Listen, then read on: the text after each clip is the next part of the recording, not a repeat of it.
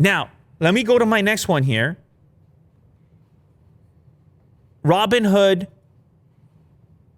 has restricted not just GameStop. They've included a bunch of other stocks in there because this group was moving around. They were looking for those shorted stocks. They were looking for those stocks that were bet against. And Will, don't act like when big money bets against your stock, don't act like it doesn't help your stocks your stock price tumble. Of course it does.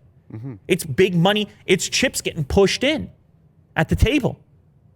What's going to happen to the small players? They're going to typically, historically, sheesh, I better get out. Mm-hmm. This is the opposite effect. What if everybody pushes their chips at the same time? Who got the big stack now? Uh-huh. So they squash GameStop to start, but then they take away that buy button on other stocks, including American Airlines, AMC, BlackBerry, all the stocks that got boosted by Wall Street bets, all the stocks that have been shorted by the short sales. I log into my thing today, and of course, I hit the most actively traded stocks for volume. This list... GME number one or something? Actually, no. It's not. This list, now keep in mind, this is a Canadian trading app. Huh. And this is not financial advice. This list typically would make no sense in the absence of the Wall Street bets. Number one, Sundial Growers Inc. Number one, most traded. This is a stock that's 80 cents. Oh, you think I can find a thread for it in Wall Street bets? You think there's some short positions against it? Number one for activity in 80-cent stock. Oh, number two, Nokia. Here's a stock nobody was talking about. Likely short positions on it. AMC coming in next. Genius Brands. All these are all the Wall Street bets. I was telling you, it's like the trending page of YouTube. Mm-hmm. Guess what? The executives don't select. If I'm on the app, I'm looking at what's moving. Where is the action? Where's the activity? I don't need to read your post on a forum to know if what you're saying is real. I have evidence that those are the headlines that are working, that is the action. Yeah. The apps are enabling it. Traditional Wall Street sitting there looking, saying, why aren't you watching my show anymore? Mm-hmm. I thought you knew how this works. You got to call up your financial advisor. What you doing with these apps? Running wild. Oh. Now, Apple moved as well. It's getting traded, but that's for totally different reasons. Also in this list, you have GameStop, obviously, Bed Bath & Beyond, and they're shutting them all down. Oh.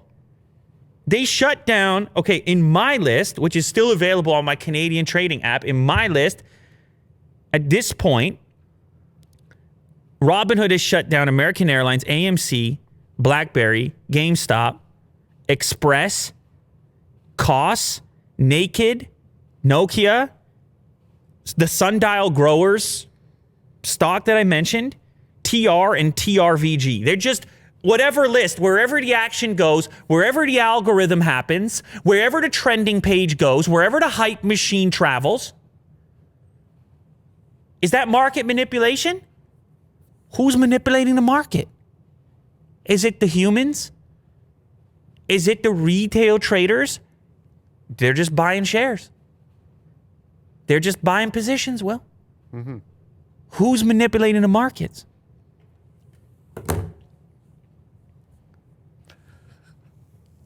What is the end game for Robinhood? And you just told me Webull, they shut down the button as well. They say tremendous volatility, whatever else. What is the end game? If the internet is done, or is the internet done? Or does the internet come back because they're running out of tools? They're running out of interfaces. They're running out of apps to play this game, to take on this challenge. So I'm curious. The GameStop situation, you see it bouncing back up. Did it bounce back up because some of those positions were closed by the short sellers? Like, what happened right there? Wait a second. What happened right there? Are some of the positions being closed right now? That was literally in 5 minutes. It jumped 85%. Wow, to stop the bleeding. Holy moly. Money is moving. My good. And maybe that's the thing. That's the thing that the holders are looking for, those type of spikes. Cuz let me move to the next story here. Hedge fund Melvin Capital has closed GameStop position. Spokesman. These are the stories floating around the web. It's like they took every interview they could possibly get.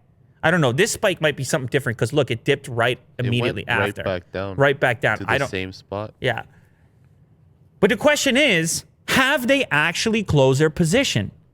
Now, of course, I don't know. I'm just sitting here. I'm just looking at this thing like you are. I'm just speculating here.